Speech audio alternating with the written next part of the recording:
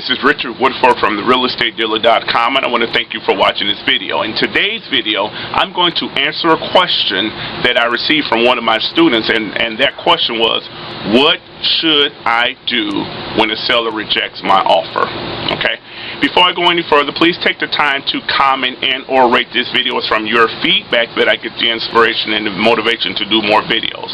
Also, be sure to go to therealestatedealer.com, and when you go there, you can do a couple of things. You can sign up to receive updates on new videos, on properties that are for sale, on real estate articles and tips, and you can also connect with me on Facebook, LinkedIn, Twitter, YouTube, via therealestatedealer.com. There's an icon on the website for those social networking sites.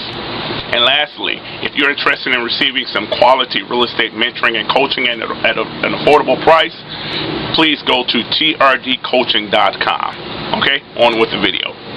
What should I do when a seller rejects my offer? That is a very, very, very good question, and I want to take a few minutes to answer the question. A lot of us go through and we do our marketing, and through our marketing is how we receive leads from sellers. Some of the leads that you receive are going to be going to be properties that you're going to make an offer on, and some of them are not. Now, the properties where you make the offer, you're going to get some that are accepted, and you're going to get some that are rejected. That's just the nature of the game. But what do you do when a seller rejects your offer?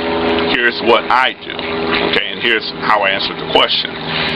First of all, any offer that you structure should be a win-win solution for everyone. It should be a win for the seller, and it should definitely be a win for you. And if you're going to wholesale the deal, it should be a win for your end buyer. Okay? So when you submit an offer, whether you do it verbally or through email or whatever, when you submit an offer, you should there should be some type of benefit to the seller, and you may have to explain that benefit. So I asked my student, did you explain the benefits of the offer to the seller? And he said, yes. Okay. Then I said, well, tell me a little bit about the property. What kind of condition is the property, and how much equity is in it? So he went through and told me, gave me the answers to those questions. Property with a little bit of equity, not a lot. Property's in very good condition. So I said, what did you do when you submitted your offer? And he said, I waited for the seller to answer back. Okay, so that was good. He did a verbal offer. He basically gave the seller a verbal offer, and after he gave the offer, he shut up and waited for the seller to talk. Okay, and that's something I told him to do. So then finally the seller said, I can't accept the offer. And then I said, what did you do next? And he said, nothing. I told the seller to have a good day. Okay. Now I said, okay, well, here's what you do in the future, and this is to answer the question. In the future, when you submit an offer and the seller rejects the offer, invite a counter offer from the seller. And here's how you do that. If you're going to submit the offer verbally, you basically submit your offer. Don't say anything after you say what you're offering. Let the seller talk. Listen to what the seller says.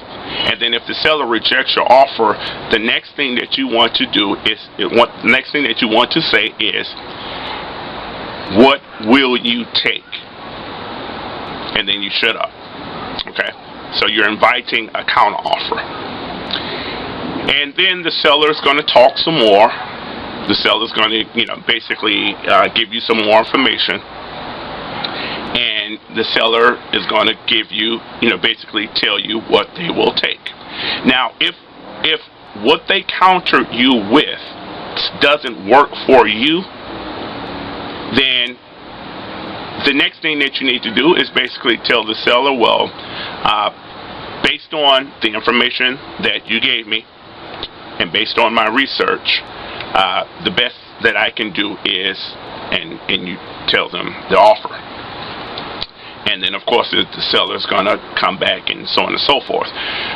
But let's say after you go through that little process, you can't get the seller to accept your offer. What do? After that, you basically tell the seller, well, thanks for your time.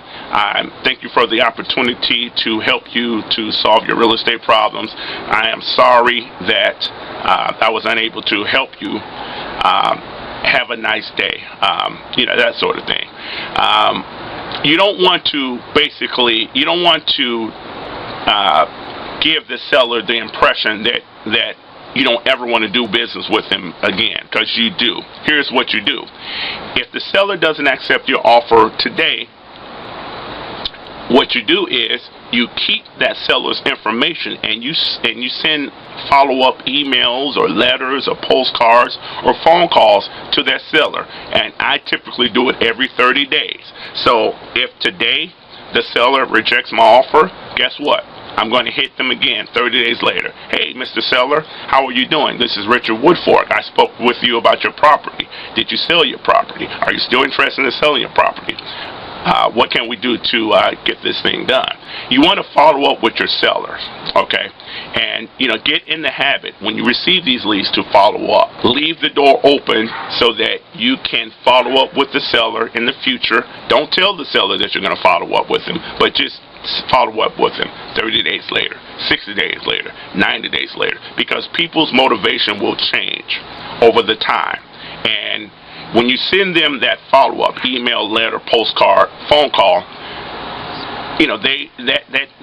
their circumstances may have changed, and they may be more open to your offer. Okay, that's basically it with this video. Again, please comment and or rate this video, and I love your feedback. And don't forget to go to realestatedealer.com and sign up for our mailing list, and also connect with me on Facebook, Twitter, LinkedIn, YouTube, and all those sites. And again, if you want quality real estate coaching and mentoring at an affordable price, go to trdcoaching.com. I am sitting out here. It's here in Chicago, 95 degrees today. As you can see, I'm probably sweating. So I love the heat, I love the sweat, but guess what? I'm going to get back into the air conditioning, and you have a fantastic day. Stay cool. Bye-bye.